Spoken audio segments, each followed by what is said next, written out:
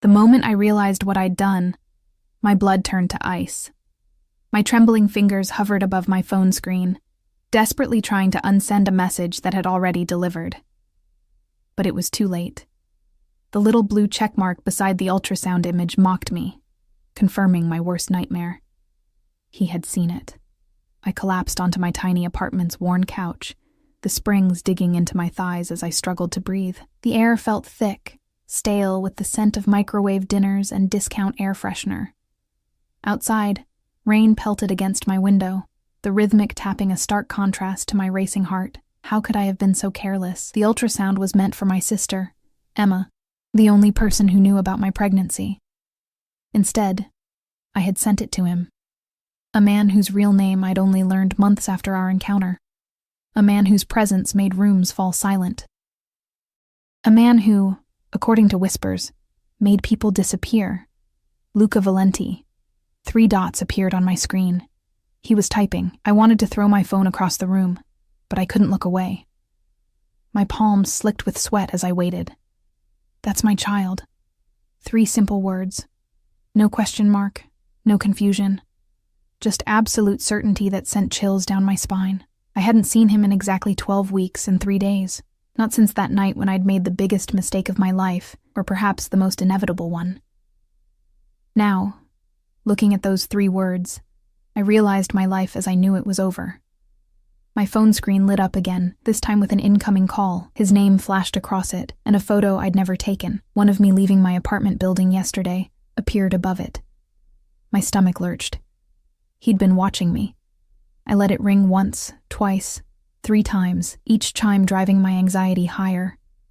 On the 4th ring, I answered, but said nothing. The silence stretched between us, heavy with unspoken threats and promises. "Open your door, Ellie." His voice was exactly as I remembered it. Deep, accented, soft in a way that made it all the more terrifying. "What?" I whispered, though I'd heard him perfectly. "I'm outside your door. Open it." The line went dead. My legs felt like lead as I crossed my small living room to the entrance. Through the peephole, I saw him, impeccably dressed in a tailored charcoal suit that probably cost more than my rent for a year. His dark hair was neatly styled, and his face, with those sharp cheekbones and penetrating eyes, was as handsome as it was dangerous. Behind him stood a broad-shouldered man, eyes constantly scanning the hallway. I considered pretending I wasn't home, but the thought vanished as quickly as it came. Luca wasn't a man you ignored. And now he knew about the baby, his baby. With shaking hands, I unlocked the door but kept the chain latched. I opened it just enough to see his face properly. "How did you find me?" My voice came out steadier than I expected. His dark eyes captured mine, and I watched as they moved down to my stomach, hidden beneath my oversized sweater. "I never lost you, Ellie." Something about the way he said my name, like he owned it, like he owned me, sent a conflicting wave of fear and warmth through my body. "What do you want?" I asked, though I already knew the answer. "Let me in. We need to talk." "We have nothing to talk about."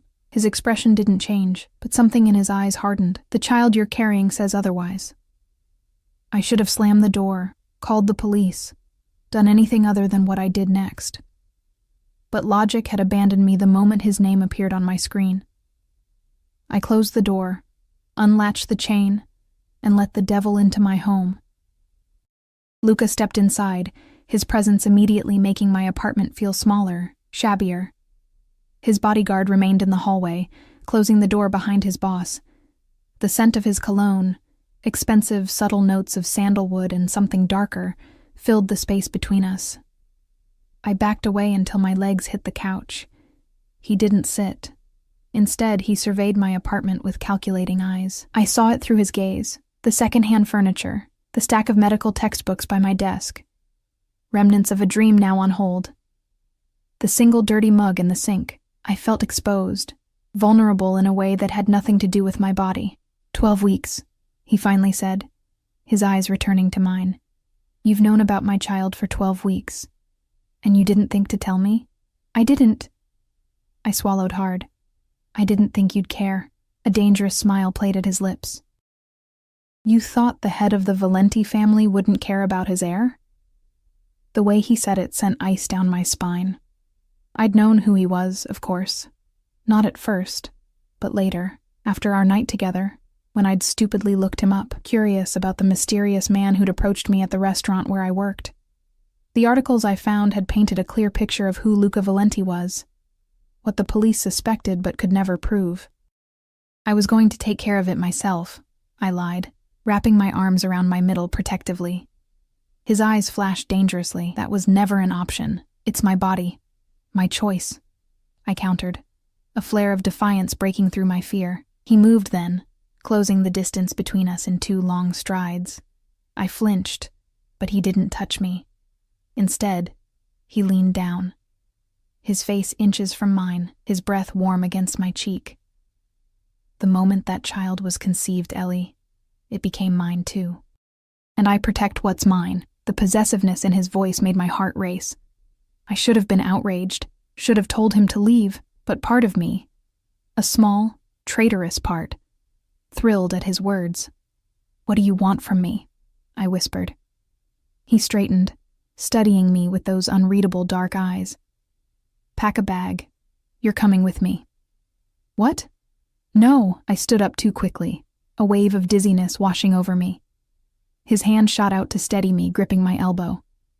The touch sent electricity racing up my arm, reminding me of the night when those same hands had explored every inch of my body. "This isn't a request, Ellie. This apartment isn't safe for my child." "Your child," I repeated, anger finally breaking through my fear.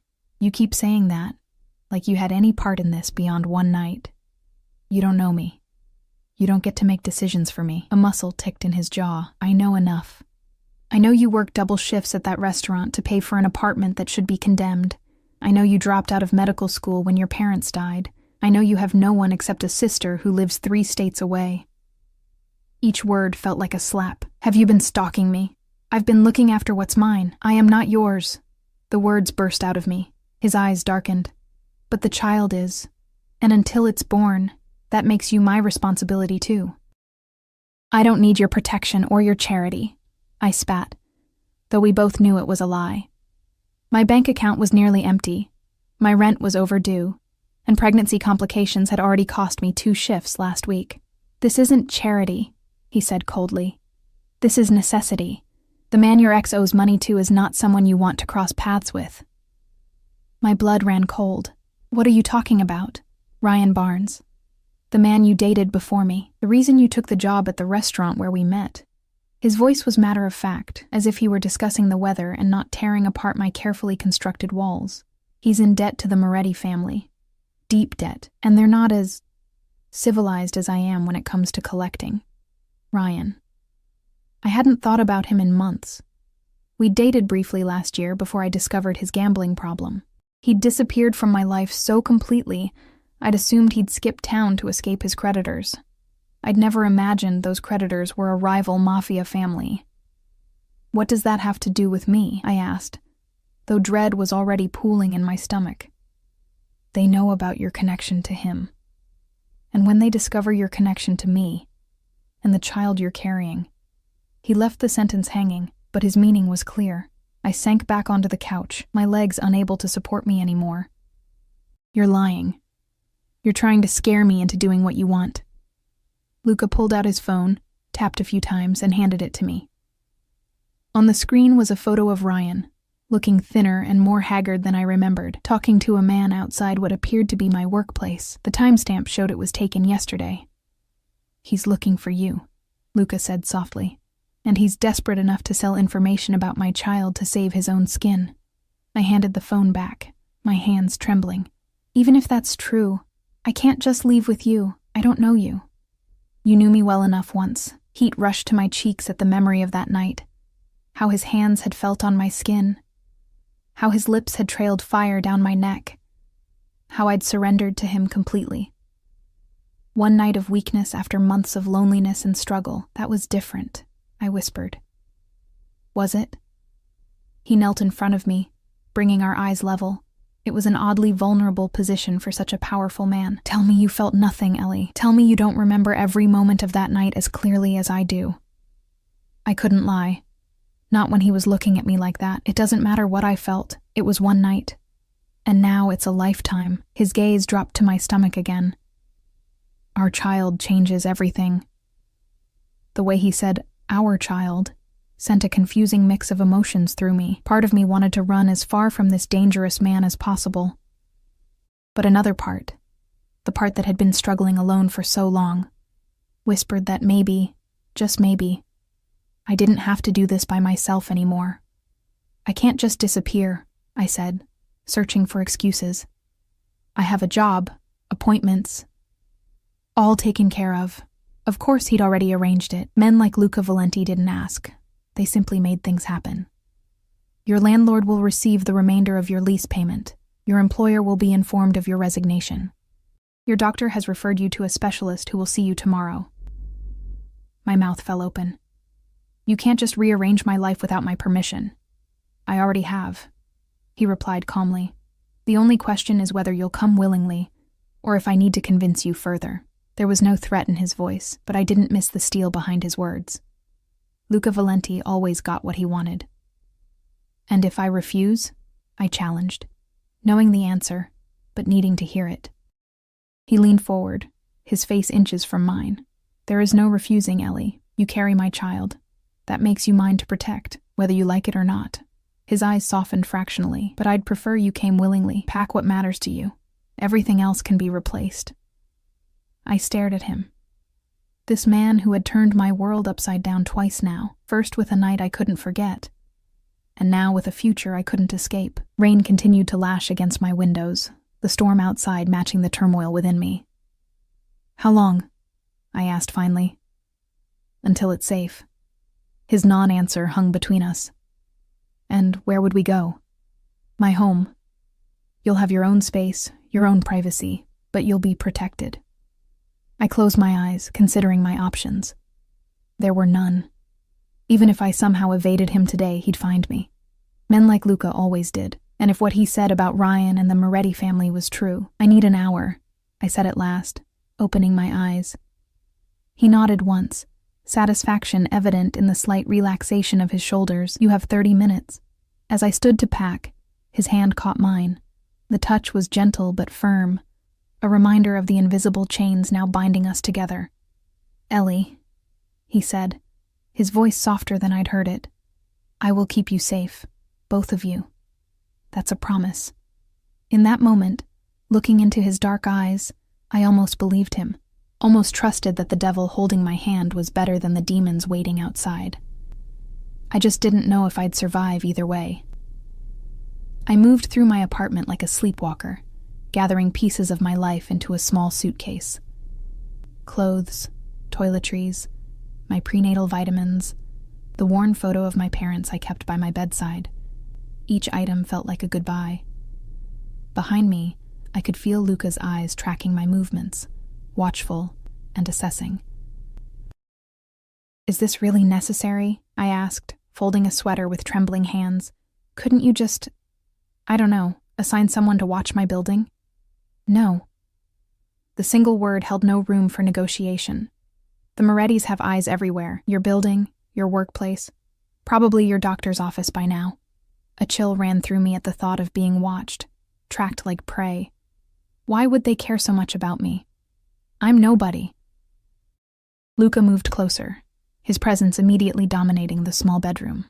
You were connected to a man who owes them money. Now you're connected to me and carrying my child. That makes you very valuable in their eyes. As leverage, as a message, as revenge. I swallowed hard, turning away to hide the fear I knew was written across my face. My hand unconsciously went to my stomach, still mostly flat beneath my sweater. The life growing inside me suddenly felt more real, more vulnerable than ever before. You have 5 more minutes, Luca said, checking his watch. An expensive timepiece that probably cost more than my car. I nodded, moving to the bathroom to gather my remaining necessities. When I returned, Luca was standing by my desk, examining the framed photo of Emma and me from her college graduation. Your sister, he stated, not asked. She lives in Chicago. A fresh wave of anxiety washed over me. Leave her out of this. He placed the frame back exactly where he'd found it. I already have security watching her building. She'll be protected. The casual way he said it, as if assigning men to surveil my sister was nothing, a minor detail already handled, reminded me exactly who I was dealing with. This man commanded an empire built on fear and power. And now, through one careless mistake, I was caught in his web. I zipped my suitcase closed with finality. I'm ready. Luca nodded and reached for my bag, his hand brushing mine. Even that brief contact sent an unwelcome warmth through me. I pulled away quickly, wrapping my arms around myself. My car is waiting, he said, either not noticing or choosing to ignore my reaction. He opened the door, and his bodyguard immediately straightened to attention. Another man, one I hadn't seen before, appeared from the stairwell, tall, with vigilant eyes that scanned me briefly before turning to Luca. The perimeter is clear, boss, he said in a low voice. But there was a car circling the block. Black sedan, tinted windows, Moretti's style. Luca's expression hardened. Time to go. He placed his hand on the small of my back, guiding me toward the stairs. The touch was light but insistent, brooking no argument. I glanced back at my apartment door as we descended the stairs, wondering if I would ever return. The thought sent a pang of loss through me that surprised me with its intensity. This tiny, shabby apartment had been my refuge, my only constant during the hardest years of my life. Now I was leaving it behind for... what? The home of a man I barely knew. A man whose world was as dangerous as he was. Outside, rain still poured from a leaden sky, drumming against the sidewalk. A sleek black SUV with dark windows idled at the curb, its engine a low purr against the storm. The bodyguard moved ahead, opening an umbrella and escorting us to the vehicle while his companion scanned the street with predatory focus. The interior of the SUV was all soft leather and subdued luxury. I slid across the seat, and Luca followed, closing the door behind him. The privacy barrier between us and the driver was already raised. As the car pulled away from the curb, I watched my building recede through the rain-streaked window. My throat tightened with unexpected emotion. Where exactly are we going? I finally asked, breaking the heavy silence. My estate, Luca replied. North of the city, it's secure, private. How long do you expect me to stay there? He turned to face me, his dark eyes unreadable. Until the child is born. After that, we'll discuss options. Options, I echoed hollowly. Do I have any now? A faint smile, more predatory than amused, touched his lips. You always have choices, Ellie. They just might not be the ones you want. I turned back to the window, watching the city pass by in a blur of rain and lights. What about my life? My job? My friends? Your job barely covered your rent, he said dismissively. As for friends, he paused, and I knew he was right. I'd isolated myself after my parents died, working double shifts and falling into bed exhausted, barely maintaining connections. You can contact anyone you need to. Tell them you've taken a private nursing position if you like, something that explains your absence. I shook my head, anger flaring through my fear. You've thought of everything, haven't you? It's my job to think of everything, to anticipate threats, eliminate vulnerabilities, and that's what I am. A vulnerability? His eyes traveled over my face, down to where my hand rested protectively on my stomach. You're carrying my child. That makes you both my greatest vulnerability and my greatest responsibility. The way he said it sent a confusing ripple of emotion through me. There was possession in his tone, yes, but also something else. A fierceness that bordered on devotion. It was unsettling coming from a man like him. Tell me about the night we met, I said suddenly, needing to change the subject, to regain some sense of control. Why did you approach me? Was it random, or did you know who I was? Luca studied me for a long moment, as if deciding how much to reveal. Nothing in my life happens randomly, Ellie. My blood ran cold. What does that mean? It means I knew who you were before I ever spoke to you. I knew you worked double shifts at a restaurant far below your capabilities. I knew you'd been in medical school before dropping out.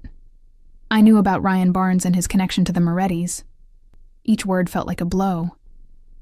You targeted me? I was interested in you, he corrected smoothly. There's a difference. Not to me, I whispered, feeling sick. So what? That whole night was just… what? You manipulating me? Playing some game? Anger flashed in his eyes. What happened between us was real. I wanted you from the moment I saw you. Everything else came second. I don't believe you, I said, though part of me desperately wanted to. The night I'd spent with Luca had been the first time in years I'd felt truly alive, desired, seen. The thought that it had all been calculated made me feel hollow. He moved closer, the leather seat creaking beneath him. Look at me, Ellie. Against my better judgment, I did. His eyes captured mine, dark and intense. I did know who you were. I was aware of your connection to Barnes. But what happened between us had nothing to do with that. His voice dropped lower. When I touched you, when I kissed you, when I took you to my bed, that was about us. Only us. The memory of his hands on my skin, his lips against my neck, made heat bloom in my cheeks. I looked away, unable to hold his gaze. It doesn't matter now, I said, though we both knew it did. We're here because of the baby, nothing else.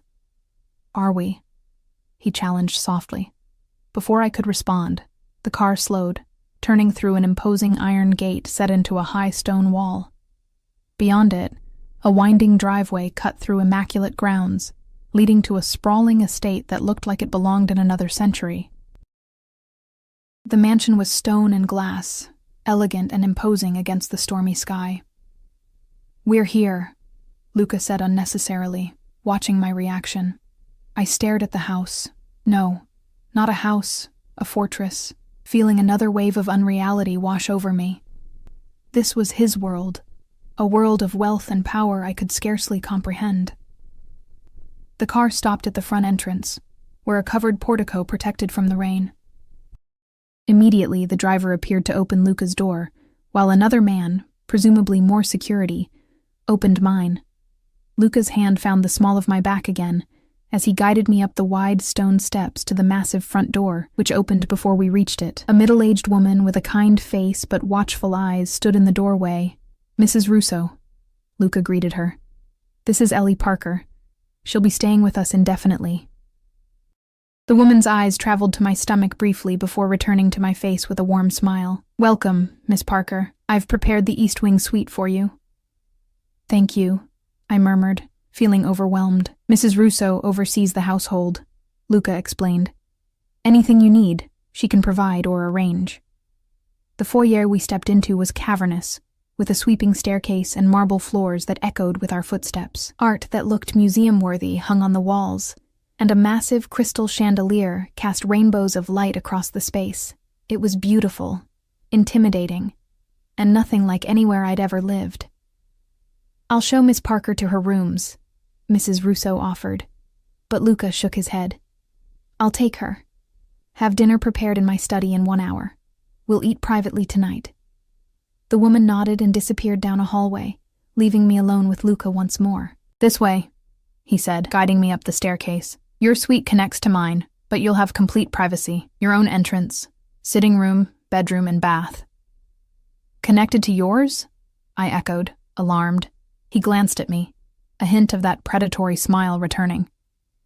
For security purposes, the connecting door locks from both sides.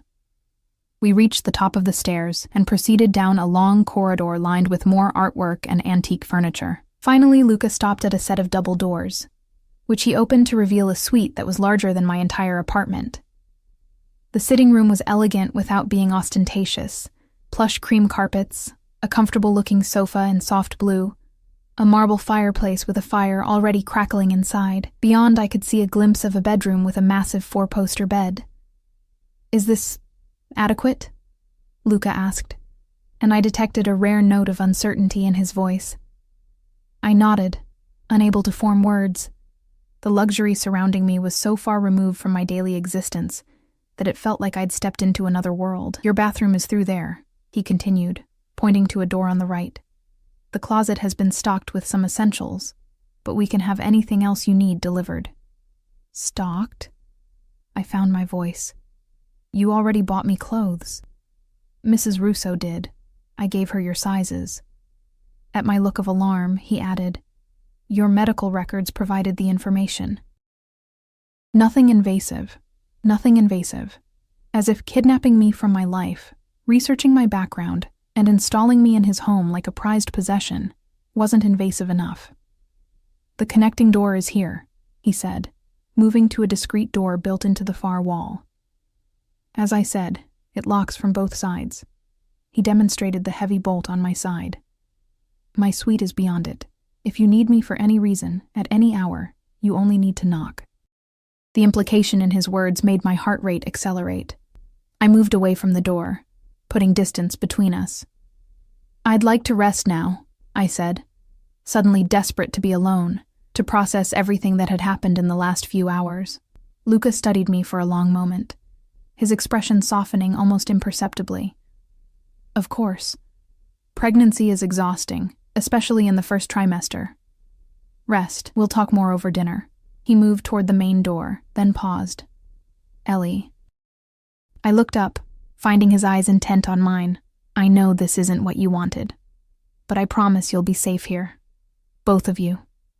His gaze dropped briefly to my stomach. And in time, I hope you'll come to see that this arrangement benefits us both. With that cryptic statement, he left, closing the door softly behind him. Alone at last, I sank onto the edge of the bed, burying my face in my hands. Tears I'd been holding back all day finally spilled free, hot and desperate. What had I done? How had one careless text message led to this, being essentially held captive by one of the most dangerous men in the country? A man who had gotten me pregnant in a single night of weakness, a man who claimed to want to protect me but had turned my life upside down without a second thought. I don't know how long I sat there crying, but eventually the tears subsided, leaving me hollow and exhausted. The soft ticking of an antique clock on the mantelpiece counted away seconds of my new reality. I forced myself to breathe deeply, to think. I was trapped, yes, but not in immediate danger, at least not from Luca. If what he said about the Morettis was true, I might even be safer here than in my apartment. The thought provided little comfort. Rising from the bed, I explored my new prison. The bathroom was a marvel of marble and glass, with a soaking tub large enough to swim in, and a shower with more settings than I knew what to do with. The walk-in closet was even more unsettling. Rows of clothes in my size, tags still attached, casual wear, maternity clothes for later stages, even nightgowns and underwear. All expensive brands I'd never have bought for myself. The precision of it all, the way Luca had anticipated and prepared for my arrival, sent another chill through me. How long had he been planning this? Had he just been waiting for an opportunity? An excuse to bring me into his world? I returned to the sitting room and tried the main door. It wasn't locked. That surprised me, though it probably shouldn't have. Where would I go? I had no car, no money, and according to Luca, people looking for me who meant me harm. The open door wasn't freedom. It was the illusion of choice. Still, I stepped into the hallway, needing to understand the layout of my new home? Prison? I wasn't sure what to call it yet. The corridor was silent and empty. The only sound my own soft footsteps on the plush carpet. I moved away from where Luca had led me, turning corners and passing closed doors, until I found a window overlooking the grounds. Rain still fell, casting a gray veil over immaculately landscaped gardens, a reflecting pool, and beyond that, dense woods that seemed to encircle the property. In the distance, I could make out what looked like a guardhouse near the gate we'd entered through. "Miss Parker?" I jumped at the voice, turning to find Mrs. Russo watching me with a mixture of concern and wariness. "I'm sorry," I said quickly. "I was just looking around." Her expression softened. "No need to apologize. This is your home now, after all." She gestured down the hallway. "Would you like a proper tour later, after you've rested?" Home. The word felt wrong. Foreign. "Maybe tomorrow," I said. "I'm feeling a bit overwhelmed today." She nodded understandingly. "Of course. Pregnancy is taxing enough without—" She trailed off, perhaps realizing she was treading into sensitive territory. "Dinner will be served in Mr. Valenti's study in 30 minutes. Would you like me to show you the way when it's time?" I nodded, relieved not to have to find it myself. "Thank you." Back in my suite, I took a quick shower, needing to wash away the stress of the day. The hot water soothed my tense muscles, but did little for my racing mind. Afterwards, I stood before the closet, facing rows of clothes that belonged to me but weren't mine. Eventually, I selected a simple blue dress, soft and comfortable without being too casual. As I dressed, my hand lingered on my stomach. "I'm sorry," I whispered to the tiny life inside me. "I'm sorry I got us into this mess." A gentle knock at the door announced Mrs. Russo, who led me through the labyrinth of corridors to Luca's study. The room was large but surprisingly cozy, with floor-to-ceiling bookshelves, leather furnishings, and another crackling fire. A small table had been set near the fireplace, intimate and elegant. Luca rose when I entered, his eyes moving over me with quiet appreciation. He'd changed into more casual clothing, dark slacks and a gray cashmere sweater that somehow made him look even more dangerous in its understated elegance. "You look beautiful," he said simply. "The dress isn't mine," I replied, unable to keep the edge from my voice. A faint smile touched his lips. "It is now." Mrs. Russo discreetly left, closing the door behind her. Luca pulled out my chair, and I sat, hyper-aware of his proximity as he moved to his own seat across from me. A bottle of mineral water and wine sat on the table. He poured water for me without asking. "I've arranged for the top prenatal specialist in the state to see you tomorrow," he said, as a young man entered silently with our first course. "Dr. Winters, she's very discreet." I stared down at the delicate soup before me. "I already have a doctor, a general practitioner who sees 50 patients a day," Luca countered. "Dr. Winters specializes in high-risk pregnancies." I looked up sharply. "Is my pregnancy high risk?" "All pregnancies involving my family are high risk by default," he said, a hardness entering his voice. "The Morettis aren't the only ones who would use my child as leverage." The casual way he referenced the violence of his world made my appetite vanish. I pushed the soup away, untouched. "You need to eat," Luca said, his tone gentler. "For the baby." "Don't." I closed my eyes briefly. "Don't use the baby to manipulate me." "I'm not manipulating you. I'm stating medical fact. Proper nutrition is essential during pregnancy, especially the first trimester." I knew he was right, which only irritated me more. Reluctantly, I picked up my spoon and began to eat. The soup was delicious, of course. "Tell me about your sister," Luca said after a moment, clearly changing tactics. I hesitated, wary of discussing Emma with him. "Why?" "Because she's important to you, and what's important to you matters to me now." I set down my spoon, studying his face for signs of deception. Finding none, I said, "Emma is 26. She's a research scientist in Chicago, working on climate change models. She's brilliant, stubborn, and the only family I have left. You're close?" I nodded. "After our parents died, she wanted me to move to Chicago with her. But I'd just started medical school here.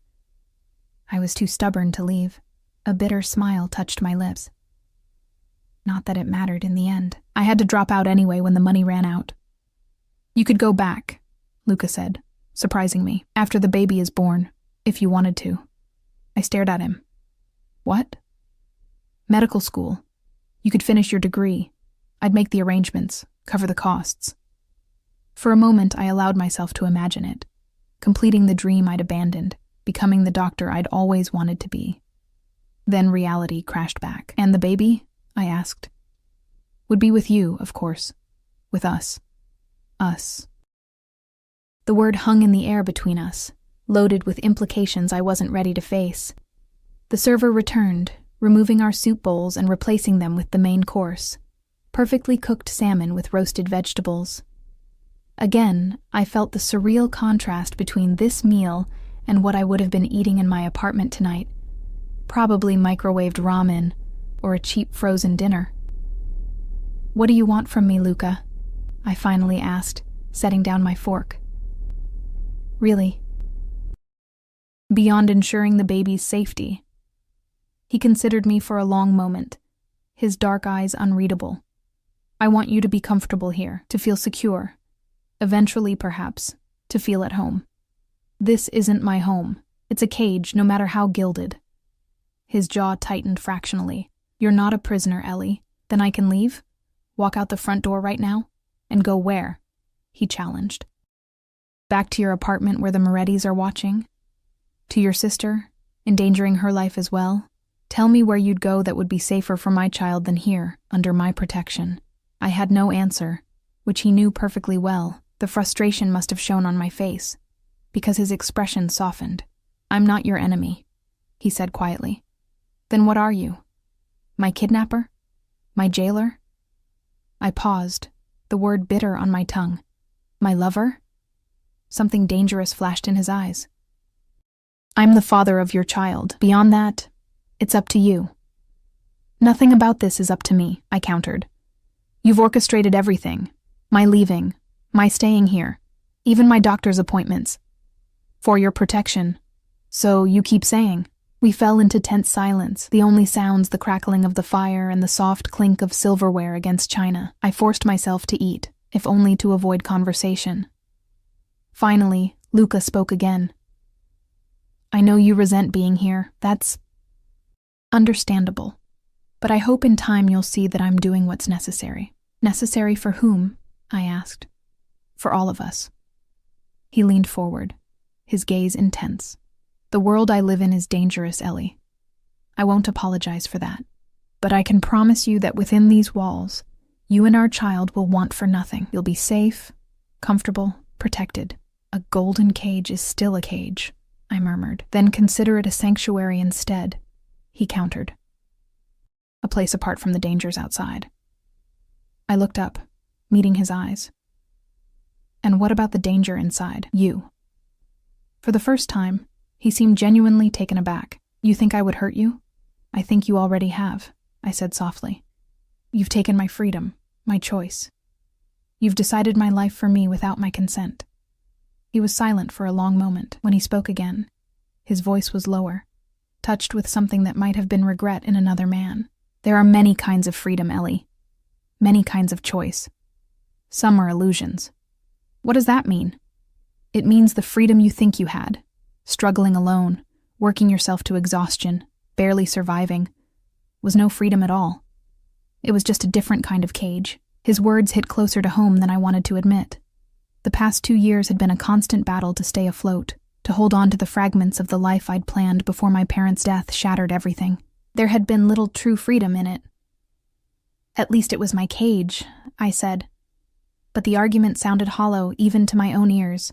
Luca didn't press his advantage, which surprised me. Instead, he changed the subject. Tell me about your pregnancy. How have you been feeling? The mundane question after our tense exchange caught me off guard. Morning sickness mostly, though it lasts all day sometimes. Fatigue. The usual, I guess. Have you had an ultrasound yet? I nodded. Just the one you saw. Last week. Is everything normal? There was genuine concern in his voice, a vulnerability I hadn't expected. As far as they could tell, it's still early. He nodded, seeming relieved. Dr. Winters will do another tomorrow. More comprehensive. Dessert arrived. Some kind of delicate chocolate confection that under other circumstances would have been irresistible. Now, it just reminded me of the bizarre luxury of my captivity. May I ask you something? I said suddenly. Luca looked up, surprised, of course. That night, when we met, was any of it real? Or was I just a conquest, part of some game with the Morettis? His expression darkened. I told you in the car. What happened between us had nothing to do with them. But you knew who I was. You'd researched me. He set down his fork, giving me his full attention. Yes. I knew who you were. Ryan Barnes had been in my club the week before, drunk, talking too much about the Moretti debt, and a beautiful ex-girlfriend who worked at Bellini's. It caught my attention. I had you looked into, out of caution. And then you just happened to show up at my restaurant? I went there to assess whether you were a threat or a potential asset, he admitted, his honesty surprising me. But the moment I saw you, he paused, something shifting in his gaze. Plans change, Ellie. What I intended and what happened are very different things. So you're saying what? That you saw me and fell instantly in lust? I couldn't keep the skepticism from my voice. A dangerous smile played at his lips. Something like that. I remembered that night all too well, how he'd appeared at my section, requesting me specifically as his server, how his eyes had followed me throughout the evening, how he'd left an obscene tip and a card with his private number, how I'd stared at that card for 3 days before finally calling him, drawn to him despite knowing better. "I shouldn't have called you," I said, more to myself than to him. "But you did." There was no triumph in his voice, just simple acknowledgement of fact. And here we are. Here we are indeed, sitting in his mansion, carrying his child, my life now irrevocably entangled with his. "It's getting late," I said, suddenly exhausted by the emotional toll of the day. "I'd like to go back to my room," Luca nodded, rising immediately. "I'll walk you." "I can find my way," I said quickly, not wanting to spend another moment in his unsettling presence. He studied me for a beat, then inclined his head. "As you wish. Sleep well, Ellie." I stood, but before I could turn to leave, his hand caught mine. The touch was light, almost gentle, but it sent electricity racing up my arm. An unwelcome reminder of the chemistry that had led to this mess in the first place. "One day," he said softly, "you'll understand that everything I've done has been to protect what's mine, including you." I pulled my hand away. "I'm not yours." His eyes held mine, intense and knowing. "Aren't you?" I didn't dignify his question with an answer. Instead, I turned and walked away, my heart pounding against my ribs. The worst part wasn't his arrogance or his presumption. It was the tiny, traitorous part of me that responded to his possessiveness, that thrilled at being claimed by such a powerful man. I hated that part of myself. The mansion was quiet as I made my way back to my suite, guided more by instinct than memory. A few wrong turns later, I found myself in an unfamiliar wing, the decor subtly different, darker woods, more masculine furnishings. I was about to turn back when a door opened ahead of me, and a man emerged. The same bodyguard who had been outside my apartment earlier. He froze when he saw me, then quickly composed his features. "Miss Parker, are you lost?" "I'm trying to find my way back to my room," I admitted. "You're in the security wing," he explained. "Your suite is on the other side of the house." His expression gave away nothing, but I sensed disapproval. "I'll escort you." "Thank you." I trailed off, realizing I didn't know his name. "Marco," he supplied after a slight hesitation. "Thank you, Marco." We walked in silence, his presence a few steps behind me, both protective and monitoring. When we reached my door, he nodded once and turned to leave. "Wait," I called after him. "How long have you worked for Luca?" Marco's face remained impassive. 10 years, miss." "And in all that time, has he ever brought someone here, like me?" A flicker of something, surprise, perhaps, crossed his features. "No, miss. Never." Without another word, he disappeared down the hallway, leaving me with that small, unsettling revelation. I was the first woman Luca had brought to his home. I wasn't sure if that made things better or worse. Inside my suite, I changed into a silk nightgown that had been laid out on the bed, another item I hadn't chosen but now apparently owned. The fabric felt like water against my skin, too sensual for my current circumstances. I wrapped a robe around myself, cinching it tightly at the waist. Sleep evaded me. I lay in the enormous bed, staring at the ceiling, my mind racing through the day's events. Just this morning, I'd been in my own apartment, my own life. Now I was here, a captive in a gilded cage, carrying the child of one of the most dangerous men in the country. A child. The reality of it still seemed surreal. I placed my hand on my stomach, trying to connect with the tiny life growing inside me. What kind of world would this baby be born into? What kind of father would Luca Valenti be? The thought sent a chill through me. When sleep finally came, it was restless and filled with dreams. Luca's hands on my skin, his lips against my neck, his voice whispering possessive words in my ear. I woke with a start at dawn, my body flushed and my heart racing, angry at my subconscious betrayal. A knock at the door startled me further. I wrapped the robe tighter and called. "Yes?" Mrs. Russo's voice came through the door. "Miss Parker? Breakfast is ready whenever you'd like it, and Dr. Winters will be here at 10. "Thank you," I called back. "I'll be down shortly." In the bright light of morning, The suite seemed even more opulent than it had the previous night. The sitting room windows overlooked the gardens, now bathed in autumn sunshine that belied yesterday's storms. The grounds were vast and beautiful, the woods beyond them ablaze with fall colors. I showered and dressed in clothes that weren't mine, trying not to think about how perfectly they fit. A pair of dark jeans and a soft sweater that accommodated my still minimal baby bump comfortably.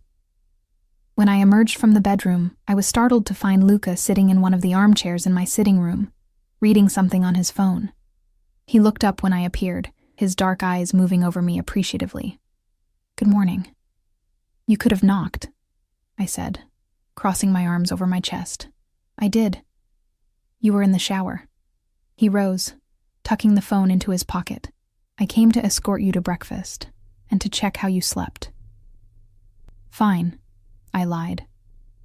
I wasn't about to tell him about my dreams. He studied me for a moment, as if assessing the truth of my statement, then simply nodded.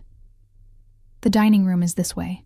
I followed him through the maze of corridors, noting how staff members we passed lowered their eyes respectfully, some murmuring, "Good morning, Mr. Valenti." No one looked directly at me, but I felt their curiosity like a physical touch. The dining room was grand, but not imposing, with tall windows overlooking a different section of the gardens. A table that could easily seat 20 was set for 2 at one end, the place settings so far apart that conversation would require raising one's voice. Luca noted my hesitation. "Would you prefer the breakfast nook?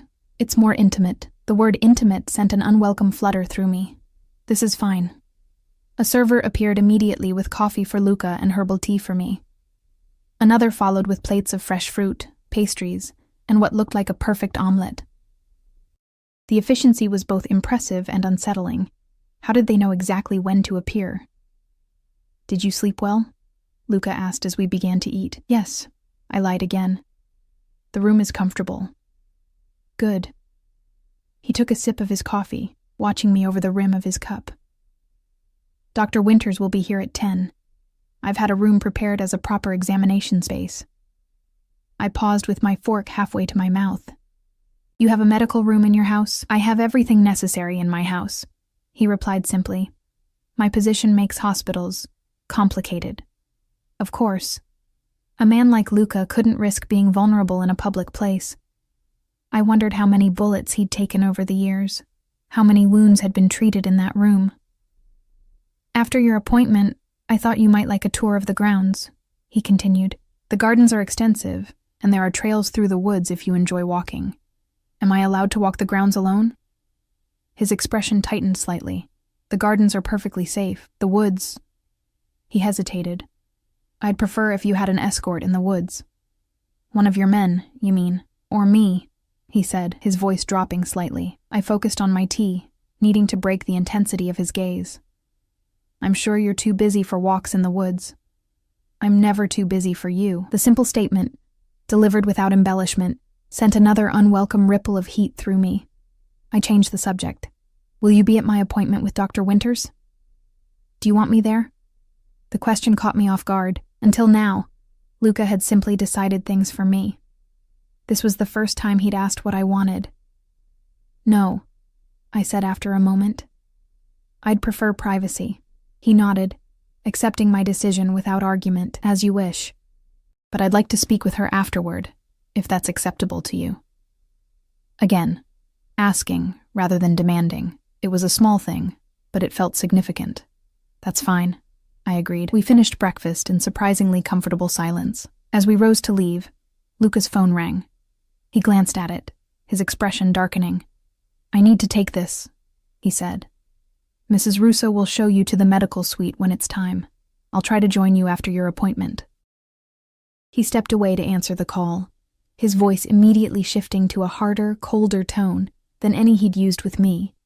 It was a stark reminder of who he really was, not just the surprisingly considerate man who asked about my comfort, but a dangerous criminal who commanded fear and respect. I spent the next hour exploring the mansion's first floor, avoiding the areas that seemed more business-oriented. The house was a study in contrasts. Warm, intimate spaces alongside grand, imposing ones. There was a library that made my heart ache with longing, floor-to-ceiling shelves filled with everything from classics to contemporary fiction. a conservatory filled with exotic plants, a music room with a grand piano that gleamed in the morning light. In each room, I noted security cameras discreetly placed in corners or behind decorative elements. The feeling of being watched was constant, though whether for my protection or my containment remained unclear. At precisely 10 o'clock, Mrs. Russo appeared to escort me to my appointment. The medical suite was in a wing I hadn't explored yet, clinical but comfortable, with state-of-the-art equipment that would make any hospital envious. Dr. Winters was an elegant woman in her 50s with a warm smile and sharp eyes. She greeted me with a professionalism that immediately put me at ease. "Miss Parker, it's lovely to meet you. I understand you're around 12 weeks pregnant?" "Yes," I confirmed, grateful for her straightforward manner. 12 weeks and 5 days, according to my last ultrasound," she nodded, gesturing for me to sit on the examination table. "And how have you been feeling? Any concerns?" For the next hour, Dr. Winters conducted the most comprehensive prenatal exam I'd ever experienced. Blood work, urine tests, detailed family history, and finally, an ultrasound that showed our baby in astonishing detail. The tiny form on the screen, with its beating heart and developing limbs, made everything suddenly, painfully real. "Everything looks perfect," she assured me, printing several images of the ultrasound. "Strong heartbeat, excellent development for 12 weeks. You're in good health, and from what I can see, this pregnancy is progressing beautifully." Tears stung my eyes as I stared at the images. My baby. Luca's baby. Our baby. The reality of it crashed over me like a wave. "Would you like a moment alone?" Dr. Winters asked gently, noting my emotional response. I nodded, unable to speak around the lump in my throat. She squeezed my shoulder gently and stepped out, leaving me to process my feelings. I wasn't sure how long I sat there, staring at the ultrasound images, but eventually a soft knock at the door pulled me from my thoughts. I expected Dr. Winters, but instead, Luca stood in the doorway, his expression uncharacteristically uncertain. "May I come in?" he asked. I hesitated, then nodded, wiping away the last of my tears. He crossed to my side, his eyes immediately drawn to the ultrasound images in my hands. "Dr. Winters said everything looks perfect," he said softly. "You've already spoken with her?" He nodded. Briefly. His fingers reached out, hovering over but not touching the image. "May I?" I handed him one of the printouts, watching as his expression transformed. The hardness in his eyes softened, his features relaxed, and for a moment I glimpsed the man beneath the dangerous exterior, a man seeing his child for the first time. "It's so small," he murmured. "About the size of a lime," I said, finding my voice. His eyes met mine, and the vulnerability I saw there caught me off guard. "Thank you." "For what?" "For this." He gestured to the image, then to me. "For carrying my child, for being strong enough to handle all of this." I didn't know how to respond. The sincerity in his voice disarmed me more effectively than any demand or threat could have. "I didn't have much choice," I finally said, but there was less bite in the words than I intended. "We always have choices, Ellie. They're just rarely the ones we want." He handed the image back to me. "Dr. Winters says you should rest today. The tour of the grounds can wait until tomorrow." "I'm fine," I insisted, sliding off the examination table. "I'd like some fresh air, actually." He studied me for a moment, then nodded. "The gardens, then. But just for a little while." The autumn air was crisp and invigorating as we stepped outside. The gardens were even more beautiful up close. Carefully tended beds of late-blooming flowers, ornamental grasses swaying in the breeze, ancient trees beginning to turn gold and crimson. We walked in silence, my arms wrapped around myself against the chill. "Are you cold?" Luca asked, noticing my posture. Before I could answer, he was shrugging out of his jacket, a casual one today, not the tailored suit from yesterday, and draping it over my shoulders. The fabric was warm from his body, enveloping me in his scent. That same sandalwood cologne that had haunted my dreams. "Thank you," I murmured, unable to reject the thoughtful gesture. We continued walking, following a gravel path that wound through sculpted hedges and around a reflecting pool where fallen leaves floated like tiny boats. "What happens after the baby is born?" I finally asked, voicing the question that had been haunting me since yesterday. Luca was quiet for a long moment. "What would you like to happen?" Again, asking instead of telling. It threw me off balance. "I don't know," I admitted. "I haven't thought that far ahead. Everything's happening so fast." "We have time," he said. "Months to figure it out. But you must have a plan. You always do." A faint smile touched his lips. "My plan is to keep you both safe. Beyond that..." He paused.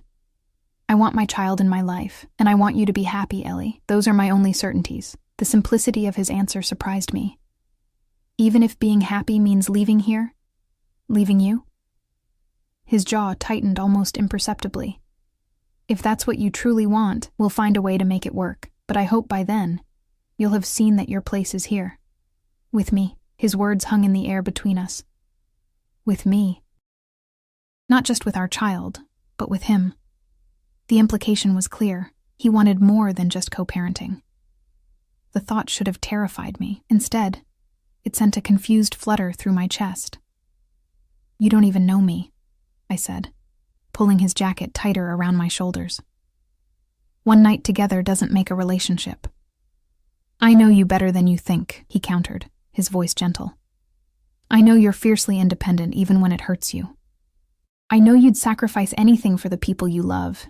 You gave up your dreams for your parents, and you'd do the same for your child." His eyes held mine. "I know you're intelligent, compassionate, stronger than you realize." I looked away, uncomfortable with his assessment. "That's not knowing me. That's observations, data points." "Then give me the chance to know you," he said, stepping closer, "and to let you know me. The real you, or the version you want me to see." Something like hurt flashed across his features. "I've never pretended to be something I'm not, Ellie. Not with you." We'd reached a stone bench beneath a massive oak tree, its branches casting dappled shadows across the ground. Luca gestured for me to sit, joining me after I did, careful to leave space between us. "My father was a monster," he said suddenly, startling me with the abrupt change in topic. "Cruel, violent, unpredictable. My mother lived in terror of him. So did I, until I was old enough to fight back." His voice was matter of fact, but I could hear old pain beneath the surface. I swore I would never be like him, that if I ever had a family, they would never fear me. I studied his profile. The hard lines of his face softened in reflection. "Is that why you brought me here? Because you don't want your child to grow up without you? Like you did without a real father?" He nodded slowly. "Partly. But it's more than that." His eyes met mine. "The night we spent together, it wasn't just sex for me, Ellie. There was something between us. Something rare." Heat rose to my cheeks at the memory. How perfectly we'd moved together. How he'd seemed to know exactly what I needed. How safe I'd felt in his arms despite knowing what he was. The contradiction had been intoxicating. "Chemistry," I said dismissively. "Physical attraction. Is that all you felt?" The directness of his question caught me off guard. I stood, needing distance from his penetrating gaze. "It doesn't matter what I felt. We live in different worlds, Luca. Yours is..." I gestured vaguely. "All this. Power, danger, wealth. Mine is ordinary, normal. And yet here you are, in my world." He rose, moving to stand beside me. "Maybe the universe is trying to tell us something." "The universe didn't send that ultrasound," I pointed out. "I did. By mistake." A smile touched his lips. "Some might call that fate. I call it a technological error." He laughed then, a genuine sound that transformed his face. For a moment, I caught a glimpse of what he might have been in another life. Just a man, not a mafia boss. The thought made my heart ache with unexpected longing. "We should go back inside," I said, feeling suddenly vulnerable. "It's getting colder." As if on cue, a sleek black car appeared at the far end of the garden, approaching along the driveway. Luca's posture changed immediately, his body tensing as he moved slightly in front of me. "Were you expecting someone?" I asked, alarmed by his reaction. "No." His voice had turned cold, his hand moving to his side where I suspected he carried a weapon. He pulled out his phone, tapped a message, then returned it to his pocket. "Go back to the house, Ellie. Now." "What's happening?" "Just go," he insisted, his eyes never leaving the approaching vehicle. Before I could move, 2 more cars appeared, boxing in the first. Men emerged. Luca's men, I realized by their deferential postures. The tension in Luca's body eased fractionally. "It's all right," he said, though his voice remained tight. "My security has it under control." The first car's door opened, and a woman stepped out, elegant, middle-aged, with a regal bearing that commanded attention even from a distance. Luca's entire demeanor changed at the sight of her. "My mother," he said, sounding both annoyed and resigned. "Wait here." He strode across the lawn toward the woman, who stood her ground, chin raised defiantly. Even from a distance, I could see the tension in their postures as they spoke. After a brief, apparently heated exchange, both turned toward me. Luca's mother said something else, and he nodded reluctantly before walking back to where I waited. "My mother insists on meeting you," he said, his jaw tight with barely contained frustration. "I apologize in advance." Before I could respond, the woman was approaching, her expensive heels somehow navigating the gravel path with perfect ease. Up close, I could see Luca in her features. The same intense eyes, though hers were a striking green, rather than his dark brown. "So this is the girl," she said by way of greeting, her gaze moving over me assessingly. Her accent was more pronounced than Luca's, her English precise, but distinctly Italian. "Mother," Luca warned, his voice tight. She ignored him, continuing her evaluation. "Pretty enough, I suppose. A bit thin. Are you feeding her properly, Luca, Mrs. Valenti?" I said, finding my voice. "It's unexpected to meet you." A smile that didn't quite reach her eyes touched her lips. "Sophia, please. And yes, I imagine it is unexpected. My son doesn't tell me anything these days." She cast Luca a reproachful look. "I had to hear from Gianni that there was a woman living in the house, a pregnant woman." Luca's expression darkened. "Gianni talks too much. Gianni is loyal to the family," Sophia countered. "As you should be." She returned her attention to me. "So you are carrying my grandchild?" It wasn't a question, but I nodded anyway. "And your name?" "Ellie Parker." "Parker," she repeated, as if testing the sound of it. "Not Italian." "No," I confirmed unnecessarily. She turned to her son. "We need to talk, Luca. Privately." He shook his head. "Anything you have to say can be said in front of Ellie." Sophia's eyebrows rose slightly at that. "Very well." She straightened her already perfect posture. "The Morettis know about her. They're saying you've taken Ryan Barnes's woman, that you're breaking the code." Ice slid down my spine at her words. Luca stepped closer to me, his hand finding the small of my back in a gesture that was both protective and possessive.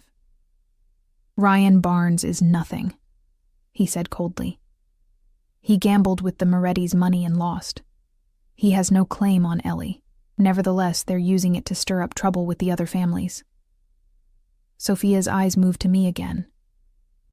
"They're saying you stole her to spite them." "That's ridiculous," I interjected. "I barely knew Ryan. We dated briefly, almost a year ago."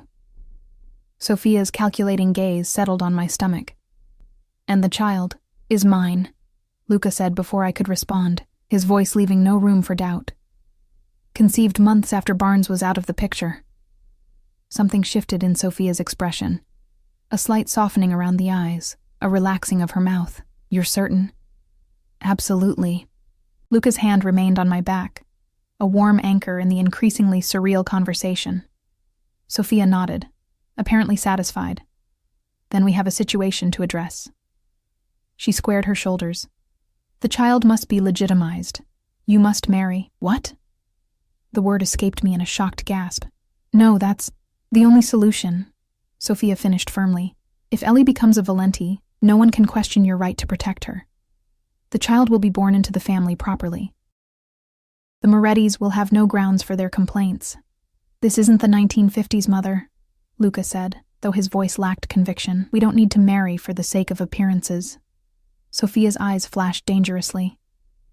This has nothing to do with appearances and everything to do with survival. Your father built this family on respect for tradition. If you father a child out of wedlock with a woman the Morettis are claiming has ties to them, it undermines everything we stand for. I felt as though I'd stepped into some alternate reality where powerful crime families discussed marriage and legitimacy like characters in a Victorian novel. Don't I get a say in this? Both Valentis turned to me, seeming almost surprised by my interruption. Of course you do, Luca said quickly, though his mother's expression suggested otherwise. I'm not marrying anyone, I stated firmly, especially not for politics or traditions or whatever this is. Sophia's eyes narrowed slightly. You carry a Valenti air. That comes with responsibilities. I didn't ask for any of this, I countered, anger finally breaking through my shock. I didn't ask to be brought here, to be caught in the middle of your family feuds. I certainly didn't ask to be told I have to marry a man I barely know just to satisfy some outdated code of honor. To my surprise, Sophia's expression softened fractionally. You have spirit. Good. You'll need it. She turned to her son. I like her better than the socialites you usually waste time with. Luca pinched the bridge of his nose, looking uncharacteristically at a loss. Mother, please. We'll discuss this further inside, Sophia declared, already turning toward the house.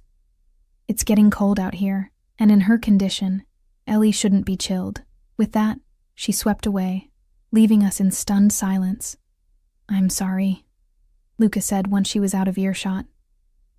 My mother is traditional. Traditional? I echoed incredulously. She just ordered us to get married like she was arranging a business merger. A reluctant smile tugged at his lips. That's Sophia Valenti. Everything is business to her, he sighed, running a hand through his hair. We don't have to do anything you don't want to do, Ellie. I promised you'd be protected here, and that includes protection from my mother's schemes. I studied his face, trying to read what lay beneath his words. But you think she's right, don't you, about the marriage? He hesitated, then nodded slowly. From a strategic standpoint, yes. It would strengthen our position against the Morettis. It would ensure the child's place in the family. His eyes held mine. But I would never force you into marriage, Ellie. Not even for those reasons. The sincerity in his voice caught me off guard. Despite everything, I believed him. I need time, Luca. It's too much, too fast. You have all the time you need, he offered his arm. But we should go in. My mother isn't known for her patience. Inside, Sophia had installed herself in Luca's study like a queen holding court. Mrs. Russo was already serving her tea, looking both flustered and deferential. Sit, both of you, Sophia commanded as we entered. We have much to discuss. The next hour was surreal. Sophia Valenti outlined a plan that sounded more like a corporate merger than a marriage. Timing, announcements, a ceremony that would satisfy tradition while maintaining security. All the while, she referred to me as the mother of her grandchild, never by name, as if my identity was secondary to my function. Luca interjected occasionally, pushing back against his mother's more outlandish demands, but it was clear this was a battle he'd fought before and rarely won. I remained largely silent, watching the power dynamics play out between mother and son. Enough, mother, Luca finally said, his patience visibly wearing thin. Ellie and I will discuss this privately. Whatever decision we make will be ours alone. Sophia raised an elegant eyebrow. The family council meets next week. They'll expect an announcement. They'll get one when we're ready to give it, he countered firmly. Now, it's been a long day, and Ellie needs rest. It was a dismissal, and Sophia recognized it as such. She rose with dignity, smoothing her already immaculate dress. Very well, but don't wait too long, Luca. The Morettis certainly won't. After she left, escorted by Mrs. Russo, a heavy silence fell over the study. Luca poured himself a drink, whiskey by the amber color, and offered me water, which I accepted gratefully. Your mother is formidable, I said, breaking the silence. A wry smile touched his lips. That's the kindest description she's ever received. He took a sip of his drink. She's also usually right, which is the most infuriating thing about her. I set my water down, gathering my courage. "Luca, I can't marry you. Not like this. Not under these circumstances." He nodded, unsurprised. "I know. But you want me to." He considered his answer carefully. "I want you safe. I want our child protected. Marriage would accomplish both." He set his glass down, moving to sit beside me on the sofa.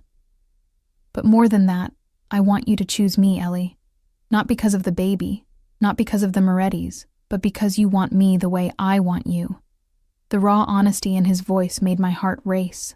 And how is that? His eyes captured mine, intense and unwavering, completely. Exclusively.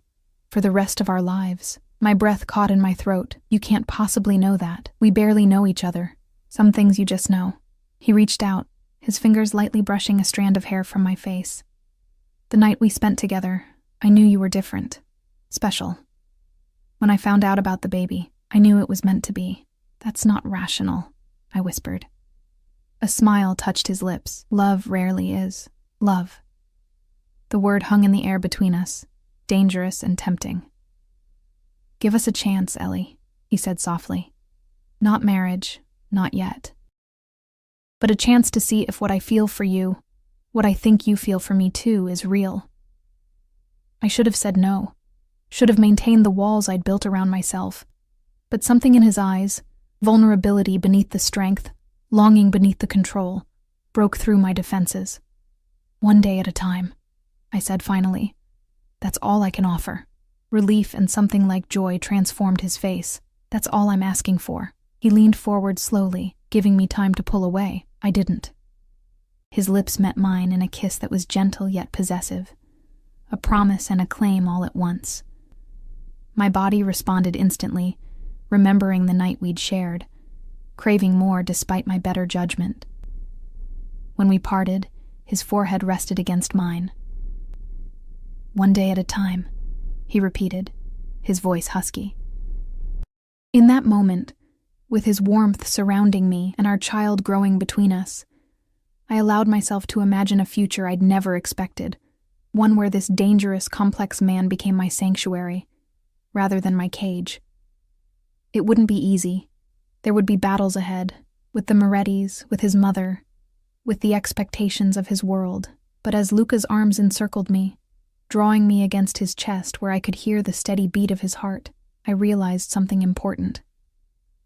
I wasn't alone anymore. For better or worse, Luca Valenti had claimed me as his own.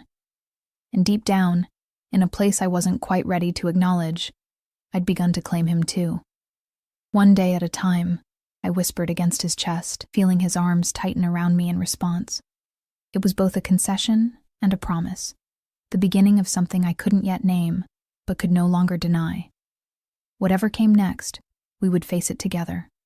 Mother and father, man and woman, protector and protected, and perhaps someday, husband and wife, not because tradition demanded it, or danger necessitated it, but because our hearts, against all odds and reason, had chosen each other. As the sun set over the estate, casting long shadows across the grounds, I remained in Luca's embrace. No longer his captive, but not quite free either, bound by something stronger than fear, more enduring than obligation. It had begun with a mistaken message, a careless tap on a screen. But perhaps, as Luca had suggested, it wasn't a mistake at all. Perhaps it was exactly what was meant to be.